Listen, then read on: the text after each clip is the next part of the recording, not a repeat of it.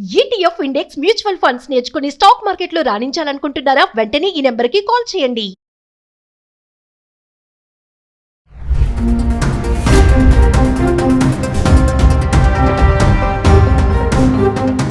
నమస్తే, welcome back to Suman TV. Present మనతో పాటు ఉన్నారు అనలిస్ట్ మందరి కృష్ణారెడ్డి గారు. నమస్తే సార్. నమస్తే అమ్మా. సార్, అమెరికాలో ఇప్పుడు F1 వీసా ఉన్న వాళ్ళకి ఈ ఓపీటీ ఆప్షనల్ ప్రాక్టికల్ ట్రైనింగ్ అనే దాన్ని రద్దు చేయబోతున్నారు అనేది ఒక టాక్ అయితే వస్తుంది సార్. ఏంటి అసలు, అంటే ఎందుకు దాన్ని రద్దు చేయబోతున్నారు అంటే ఒకసారి వివరాల్లోకి వెళ్తే. భారతదేశం నుంచి కానీ ఇతర దేశాల నుంచి కానీ స్టూడెంట్ వీసా కింద వెళ్ళేటువంటి ఎవరైతే ఉన్నారో అమెరికాలో చదువు కోసం వెళ్తున్న వాళ్ళు F1 వీసా మీద వెళ్తారు. ఈ F1 వీసా మీద వెళ్ళిన వాళ్ళు 2 సంవత్సరాల వరకు ఫస్ట్ చదువుకోవడానికి వాళ్ళకి అవకాశం ఇస్తారు. ఈ 2 years చదువు అయిపోయిన తర్వాత ఫర్దర్గా ఏదైనా పోస్ట్ గ్రాడ్యుయేషన్స్ కానీ లేకపోతే PhD లాంటివి కానీ అట్లాంటి చేయదలుచుకుంటే సీటు కంపల్సరీగా వచ్చి దానికి కావాల్సిన డబ్బంతా కడితే కంటిన్యూ చేసే అవకాశం ఉంటుంది. లేదా ఏదైనా ఉద్యోగం సంపాదించుకోవడానికి కూడా ఒక అవకాశం కల్పిస్తారు. అది OPT అంటారు, ఆప్షనల్ ప్రాక్టికల్ ట్రైనింగ్. ఈ OPT ముందు 1 yearకి ఇస్తారు టెంపరీగా. 1 year తర్వాత దీన్ని మళ్ళీ స్టెమ్ OPT అని చెప్పి దీన్ని మళ్ళీ 2 సంవత్సరాలకు ఎక్స్టెండ్ చేస్తారు. అంటే మొత్తం 3 సంవత్సరాల పాటు అమెరికాలో ఉండడానికి అవకాశం ఉంది. ఆ తర్వాత కూడా ఎక్స్టెండ్ చేసినటువంటి సందర్భాలు చాలా ఉన్నాయి. ఇది చేయడం వల్ల ఏమవుతుందంటే అసలు చాలామంది OPT ఉందన్న ఉద్దేశంతో చాలామంది maximum 95 to 98% of the students OPT కోసమే వెళ్తున్నారు. అక్కడ ఏమిటి OPTలో ఉన్న మహత్యం ఏమిటంటే OPT టైంలో వాళ్ళు ఉద్యోగాలు చేసుకోవచ్చు. పార్ట్ టైం ఉద్యోగాలు లేదా ఫుల్ టైం ఉద్యోగాలు చేసుకోవచ్చు. ఉద్యోగం చేస్తూ తన భవిష్యత్తును అక్కడ మొత్తం చూసుకోవడానికి అవకాశం ఏర్పడుతుంది. చదువు పేరుతో వెళ్ళినప్పటికీ చదువు తర్వాత వాళ్ళు స్థిరపడటానికి OPT దానికి కారణం కాబట్టి. లేదా చదువు అయిపోగానే మీరు అమెరికా నుంచి వెళ్ళరావాలంటే ఎవడు అసలు చదువుకోవడానికి వెళ్ళడు. 2 ఏళ్ళు కాగానే వచ్చేసాం. అక్కడ అమెరికా చదువు పెద్ద గొప్ప చదువు అని చాలామంది అభిప్రాయం ఏంటంటే అమెరికాలో చదువుకోవడానికి వెళ్ళేవాళ్ళు అసలు కాలేజీలకు వెళ్ళేవాళ్ళు తక్కువ, ఎక్కువ మంది ఉద్యోగాలు చేసుకోవడానికి ప్రయత్నం చేస్తారు, పార్ట్ టైం జాబ్ సంపాదించడం చేస్తారు. అక్కడ ఏదో పేరుకు అటెండెన్స్ చేసుకోవడం కానీ పేరుగా వెళ్ళి రావడం కానీ.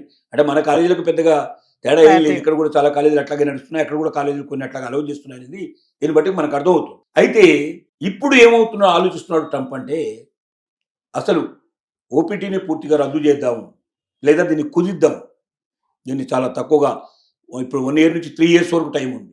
ఈ 3 years నుంచి 2 years చేయడం కానీ లేదా 1 yearకే రిస్ట్రిక్ట్ చేయడం కానీ ఇలా పెట్టాలా లేదా పూర్తిగా రద్దు చేయాలా అని ఆలోచిస్తుంది. అలా రద్దు చేస్తే ఎవడు రాడు చదువుకోవడానికి. 98% రారు. ఓన్లీ 1 or 2% ఎవరన్నా బాగా డబ్బున్న వాళ్ళు ఏదో అమెరికాలో చదువుకొచ్చారని గొప్పగా చెప్పుకోవడానికి మాత్రం వెళ్తారు తప్ప ఎవరు కూడా అక్కడ స్థిరపడడానికి సిద్ధపడేవాడు, అక్కడ ఉద్యోగం చేసుకోవడానికి సిద్ధపడేవాడు కూడా 2 సంవత్సరాల తర్వాత వెనక్కి వచ్చిన తర్వాత మళ్ళీ H1B వీసా దొరికితేనే వెళ్ళాలి, వర్క్ పర్మిట్ ఉంటేనే పోవాలి. వర్క్ పర్మిట్ లేకుండా పోలేడు వాడు. మరి పోలేనప్పుడు ఇంకా అక్కడ పోయి రావడంలో ఏంటి, లక్షలు పెట్టి చదువుకోవడం మామూలు చదువు కాదు కదా.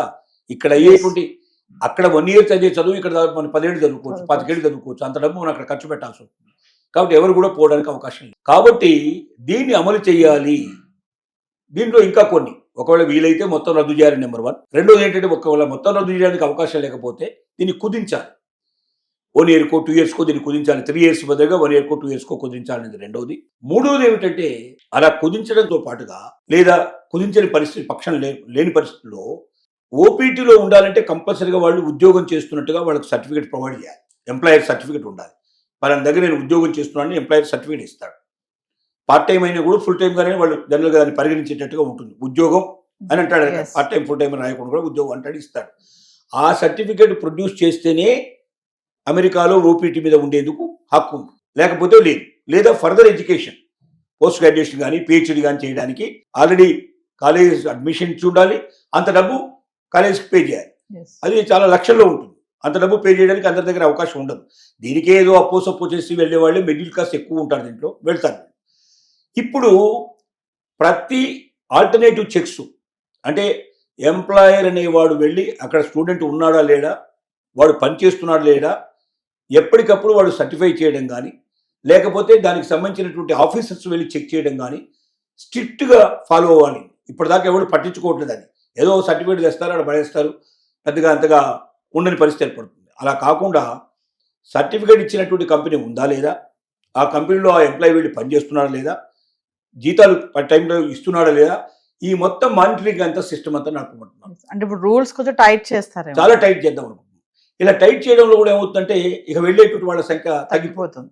ఓపీటీలో ఉండలేని పరిస్థితి ఏర్పడుతుంది. అక్కడ చాలా మంది వెనక్కి వెళ్ళాల్సిన పరిస్థితి ఏర్పడుతుంది. ఇలాంటివి చాలా భయంకరంగా పెట్టడానికి ప్రయత్నాలు జరుగుతాయి. ఏమిటి అసలు మెయిన్ ఉద్దేశం ఏమిటి అంటే ట్రంప్ది వీలైనంత వరకు అసలు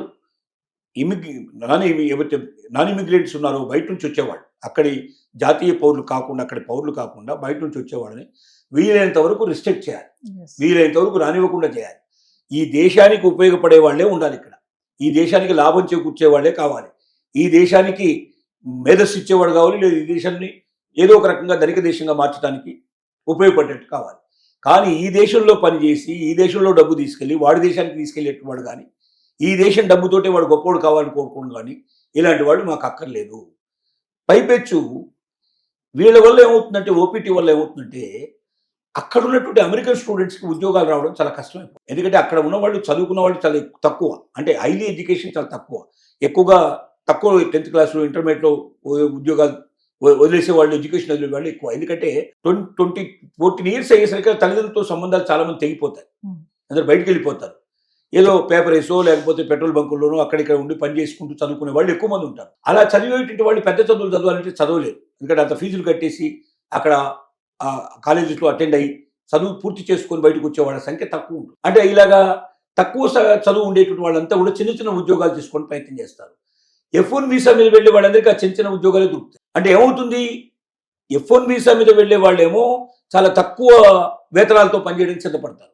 అదే అమెరికన్ పౌరుడు అదే ఉద్యోగానికి 4 to 5 times ఎక్కువగా వాడు డిమాండ్ చేస్తాడు. డిమాండ్ అంటే వాడికి ఉన్నాయి రూల్స్ ఉన్నాయి. అట్లాగా అమెరికన్ గవర్నమెంటే అమెరికన్ సిటిజన్ ఎవడు పనిచేయాలన్నా కూడా ఇంత మినిమం సాలరీ ఇవ్వాలని మినిమం వేజెస్ అనేటువంటి సిస్టమ్ పెట్టారు.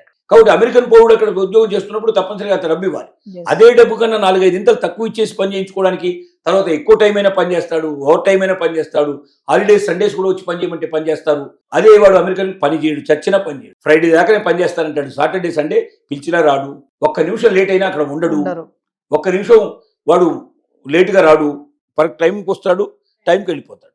ఇలాంటి వాడికన్నా ఇండియా నుంచి వచ్చిన వాళ్ళు, ఇతర దేశాల నుంచి వచ్చిన వాళ్ళు అయితే తక్కువ రేట్లో వస్తారు, 4-5 times మిగిల్చుకోవచ్చు, ఎక్కువ పని చేస్తారు, సండేస్ హాలిడేస్ పని చేస్తారు, ఎక్స్ట్రా వర్క్ చేస్తారు, ఒబీడియంట్గా ఉంటారు. సార్ సార్ సార్ అని పిలుస్తుంటారు, ఒబీడియంట్ ఉంటారు.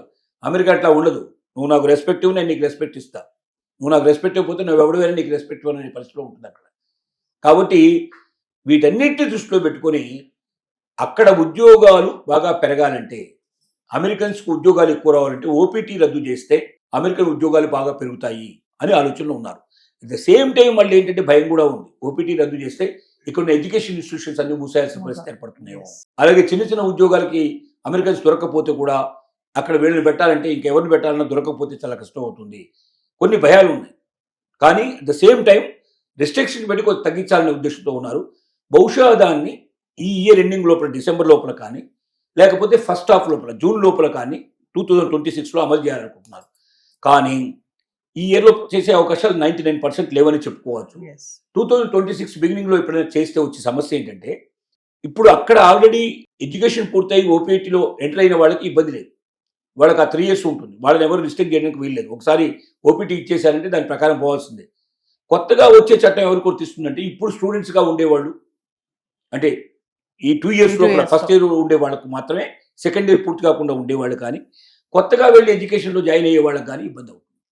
కొత్తగా వెళ్ళి జాయిన్ అయ్యే వాళ్ళకి ఎప్పుడు తెలుస్తుంది సంగతి, ఏ జూన్లోనో చేశారనుకోండి, చట్టం చేశారనుకోండి, వీడు వెళ్ళి అక్కడ జాయిన్ అయిపోతాడు, లక్షల ఫీజు కట్టేసి జాయిన్ అయిపోతాడు.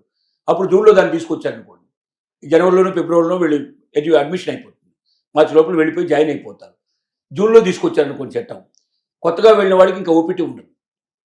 అప్పుడు వీడికి ₹1 వెనక్కి రాదు.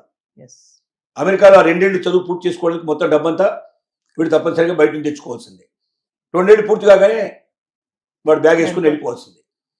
చాలా ఇబ్బంది పడతారు, చాలా బాధపడతారు. కాబట్టి ఓపీటీ గురించి జాగ్రత్తగా అబ్జర్వ్ చేసి, ఓపీటీ రద్దుకు అమెరికా సన్నాహాలు చేస్తుందని ఏమాత్రం సందేహం ఉన్నా, ఒకవేళ రద్దు చేసినా నేను నా చదువు పూర్తి చేసుకుని వెనక్కి రాగలనా, ఉద్యోగం లేకపోయినా నేను చేయగలనా, అమెరికాలో చదువుకు మాత్రమే నేను వెళ్ళగలనా అని ఇన్ని ప్రశ్నలు వేసుకొని, అలాంటి వాళ్ళు మాత్రమే మీ పిల్లల్ని మీరు అమెరికా పంపించండి.